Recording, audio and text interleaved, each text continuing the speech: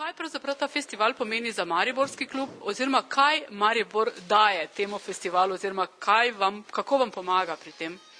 No, poglejte, festival v Mariboru, tale filmski, to ni nekaj novega.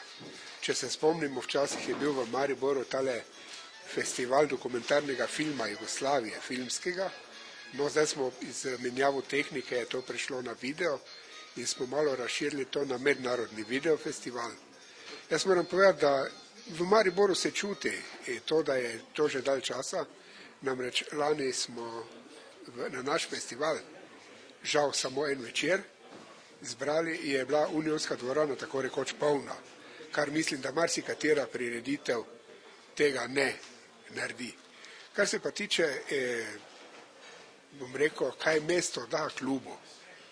Veste, stvar je v tem, da da koliko lahko, žal, gre več denarja za druge stvari iz proračuna kot za kulturo in to tudi mi nekje čutimo. No, priznati je treba, da letos smo kar zadovoljni, prosim, pogojno za tem, kar smo dobili.